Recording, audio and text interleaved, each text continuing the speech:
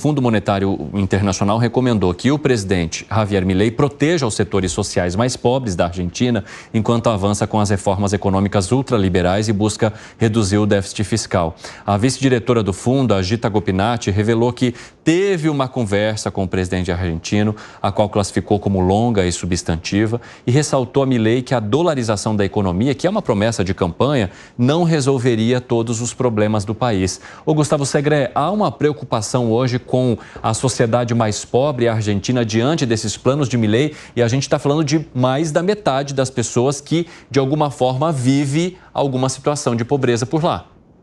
57,4% da população hoje da Argentina está por baixo da linha de pobreza. Tá certo. A preocupação é válida. E você não pode, através do sistema de subsídios e apoios por parte do governo com planos sociais, resolver isso. A melhor forma de você erradicar a pobreza é gerando emprego, mas tem que ser um emprego que esteja com conhecimentos e habilidades e a possibilidade de que essa pessoa se desenvolva nesse cargo que está sendo aberto. Senão você está tendo um emprego qualificado para uma população que não tem essa qualificação para ocupar esse lugar. Me parece válida a preocupação, sim. A dolarização não vai resolver, e fora que tem, de novo, sempre batendo na mesma tecla. Para você ter uma dolarização de uma economia, precisa, sobretudo, uma coisa: dólares. E a Argentina não está tendo dólares suficientes para isso também, salvo que a utilização, e isso é um pouco técnico, mas de toda a base monetária seja dividida pela quantidade de reservas que você tem no Banco Central. Se isso fosse aplicado hoje, para você tirar todos os pesos e transformar todos eles em dólares, você teria 80% dos argentinos baixo da linha de pobreza. Isso não tem sustento político e muito menos social. Então, eu acho válido essa questão da ajuda, mas ajuda social, lembrando, o próprio Milei se referiu a mim como um liberal de esquerda porque eu enfatizava na necessidade da ajuda social. Fico muito feliz que o presidente Milei tenha mudado a sua perspectiva em relação a esse assunto. Mas tem que ter uma contrapartida em termos de compromisso da população que recebe uma ajuda social para poder estudar, para poder ganhar habilidades e, por outro, tem que ter uma contrapartida em termos de prazo. Não dá para ter ajuda social in eterno. Tem 3 gerações na Argentina que nunca trabalharam na vida. E quando você não mostra o exemplo para teu filho, muito provavelmente ele vai querer ser igual que você. Nesse caso, desempregado e ajudado pelo Estado. Ô Fábio Piperno, você entende que deva haver uma reconstrução, mas que essa reconstrução, ou enquanto ela aconteça, que esses setores ou essas pessoas não sejam abandonadas? Porque senão aí que o fundo do poço pode ainda ter um espaço maior do que o Gustavo Segré nos conta que a Argentina já está?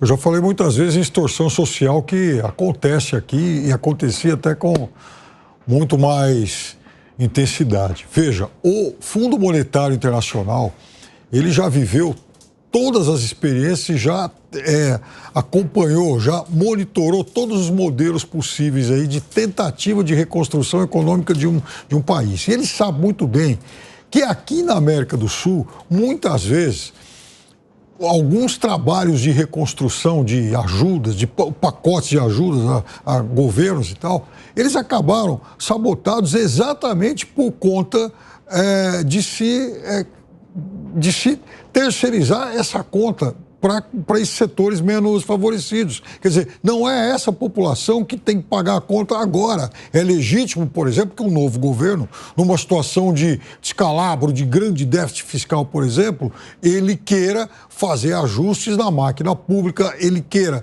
caçar com lupa custos e gastos com grupos que não merecem, enfim, receber nada. Então, tudo isso aí está certo. Agora, em compensação, começar esses ajustes pelo corte de benefícios sociais, começar o ajuste primeiro pela penalização de quem não tem mais nada de onde tirar, aí é óbvio que esse é o caminho mais curto para a convulsão social. Você acha que está havendo uma penalização de quem mais precisa, Luiz Felipe Dávila? Não, pelo contrário. Aliás, o segredo está aí para corrigir. Pelo contrário, o Milei aumentou a ajuda para essas pessoas mais pobres. O dinheiro na veia, né? Não é isso aí que está acontecendo. O que precisa fazer é o corte mesmo. Corte na máquina pública, corte de subsídio, redução do tamanho do Estado, é isso que precisa fazer.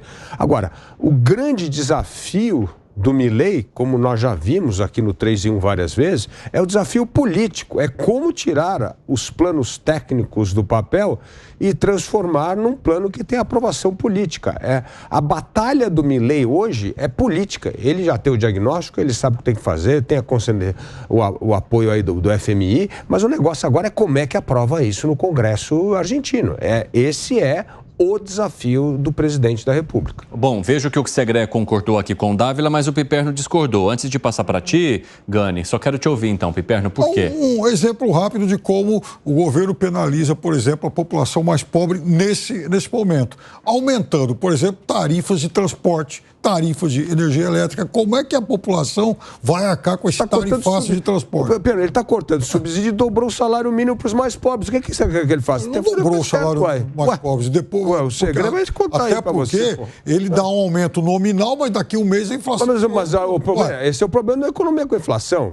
Agora, em compensação, ele tira o subsídio, por exemplo, de quem não tem, de quem ganha salário mínimo. Já vou abrir um espaço para você, Segré. Gani, pode falar. Não tem um ajuste fácil, porque o estrago foi muito grande. Foram anos e anos de medidas populistas. Então, o que é uma medida populista? Por exemplo, a mais clássica dela, vai lá, imprime dinheiro, dá o dinheiro, né, na veia para a população mais pobre. Aí todo mundo, num primeiro momento, né, na primeira semana, vamos colocar assim, fica feliz, nossa, eu estou mais rico. Só que aquilo foi uma criação de riqueza artificial, né? Você não gerou riqueza de verdade. Aí o que acontece? Meu processo inflacionário. Aí você fica mais pobre ainda. Aí o que acontece para você repor a perda? Você imprime mais dinheiro, aumenta o gasto público e a pessoa não sai disso. Então é claro que o ajuste ele vai ser doloroso e vai ser pago por toda a sociedade. Não tem como, isso é o mundo real, todo mundo vai pagar.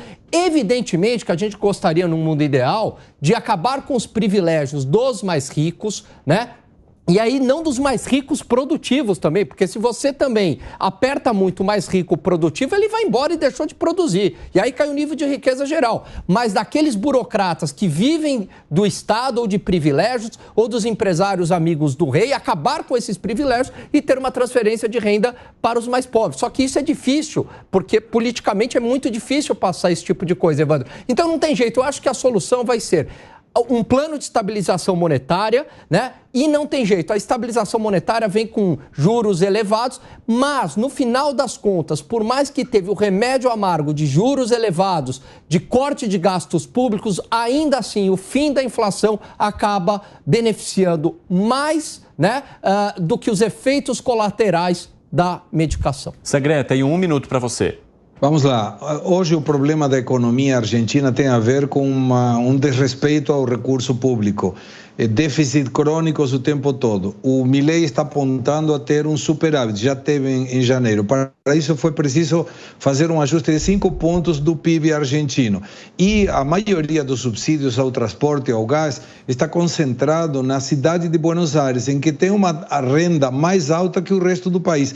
Então não vai se refletir muito no conceito dessa pessoa que está sendo hoje dentro da estatística de pobreza, essa retirada do subsídio. Na contrapartida, é muito mais valioso porque aí você pode tirar o intermediário da ajuda social e com isso melhora, inclusive, que a ajuda social chegue efetivamente àquele que precisa e não àquele que o dirigente da agrupação social determina.